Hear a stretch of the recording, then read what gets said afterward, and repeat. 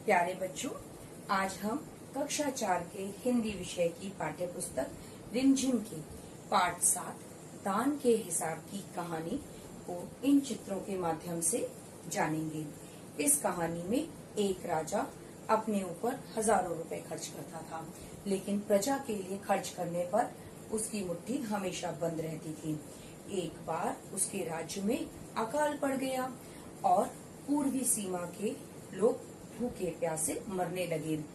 प्रजा से एक व्यक्ति राजा के पास आया और राजा से कहा, राजा जी, हमें कुछ रुपए दे दीजिए ताकि दूसरे देश से हम अनाज खरीदकर कुछ दिन अपने गुजार लें।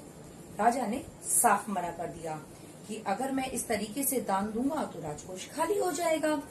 लोगों ने दुहाई दी, बट राजा नहीं माना। लेकिन राजा नहीं माना।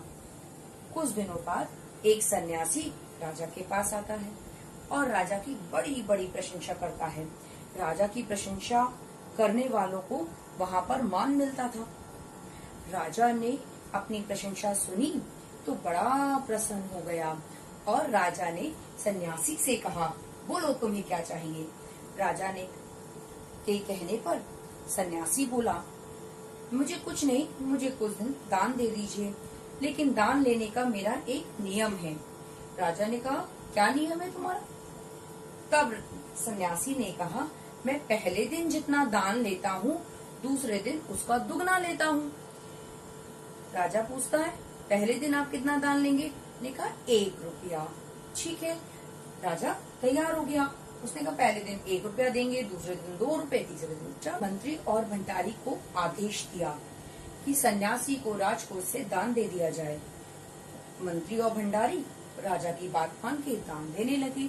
1 दिन, 2 दिन, 3 दिन ऐसे दिन निकले। तब भंडारी और मंत्री ने हिसाब लगाया कि ये तो बहुत सारा रुपया निकल रहा है। वो घबरा गए और भागे भागे राजा के पास पहुंचे। राजा ने जब हिसाब देखा तो वो बेहोश हो गया और उसने सन्यासी को बुलाया और सन्यासी से हाथ जोड़ के गिड़गिड़ाने लगा, आप अपने दान के नियम के वचन से मुझे मुक्त कर दीजिए। सन्यासी नहीं माना। उसने बार बार कहा कि राजकोष खाली हो जाएगा।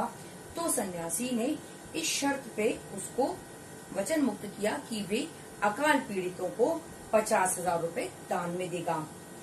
बच्चों, राजा ने हाँ कर दी। 50,000 रुपए देकर वह दान के वचन से मुक्त हो गया। बच्चों, राजा का कर्तव्य जो होता है वो होता है अपनी प्रजा का ध्यान रखना। इस कहानी से हमें यही सीख मिलती है कि राजा को अपने प्रजा का ध्यान रखना चाहिए और हमें भी अपने कर्तव्यों को पूरा करना चाहिए। धन्यवाद।